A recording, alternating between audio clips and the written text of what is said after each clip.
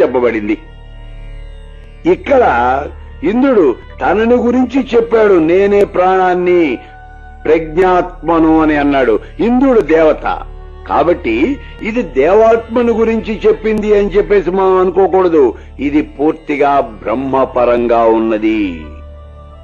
మరి నేనే బ్రహ్మని అని ఇంద్రుడు చెప్పాడు కదా అనే అనుమానం వస్తుంది. శ్రీకృష్ణ భగవానుడు గీతలో చెప్పాడు చూడండి అర్జునుడికి, అర్జునుడా చంపేది నేనే, చచ్చేది నేనే, సృష్టి స్థితి లయ కారకుడను నేనే అన్నాడు. అలాగే ఇంద్రుడు కూడా నేనే బ్రహ్మను అని చెప్పాడు, అంతేగాని వేరే సమాధానం ఏం కాదు ఇది. అందుచేత ప్రాణశబ్దము అనేది పరబ్రహ్మే అవుతుంది తప్పించి ఇంకేం కాదు. బ్రహ్మ సాక్షాత్కారం పొందినవాడు కూడా సాక్షాత్తు పరబ్రహ్మ స్వరూపమే అవుతాడు. అట్లాగే ఇంద్రుడు కూడా బ్రహ్మ సాక్షాత్కారం పొందాడు కాబట్టి అతడు కూడా పరబ్రహ్మ స్వరూపము అని మనం గుర్తించాలి.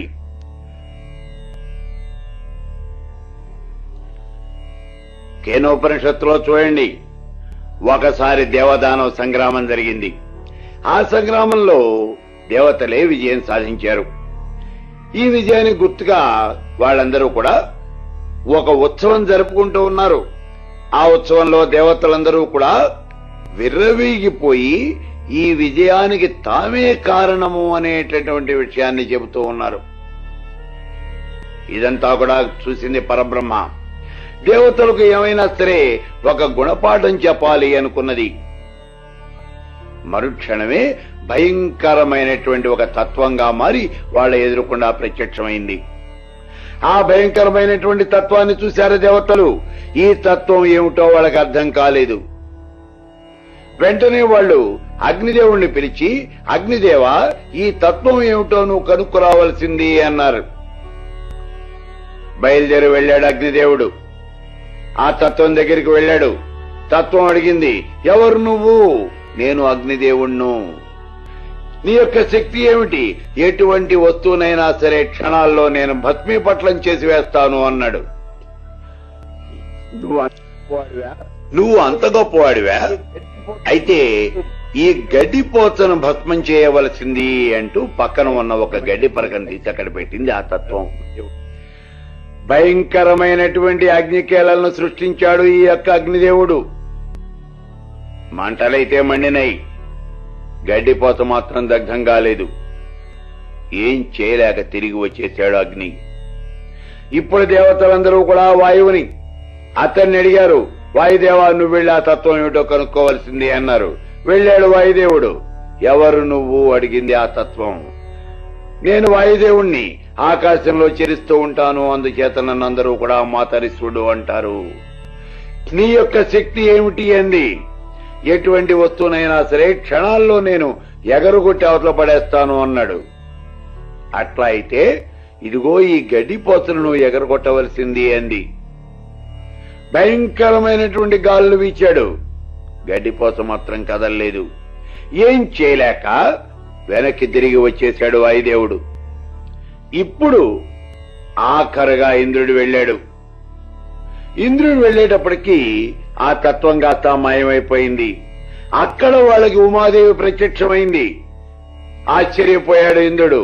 అప్పుడు ఇంద్రుడు ఆ ఉమాదేవిని అడిగాడు, అమ్మా ఎవరు నువ్వు? నువ్వు వచ్చావేమిటి ఇక్కడికి? నువ్వు ఉమాదేవి కదా. మరి ఇప్పటిదాకా ఒక భయంకరమైనటువంటి తత్వం ఇక్కడ ఉండాలి, అది ఏమైపోయింది? ఆ తత్వం ఏమిటి అని అడిగాడు. అప్పుడు ఆ ఉమాదేవి చెప్పింది, ఇంద్ర ఇప్పటిదాకా మీ ఎదురుకుండా ఉన్నటువంటి ఆ భయంకరమైనటువంటి తత్వమే పరబ్రహ్మ అని చెప్పింది.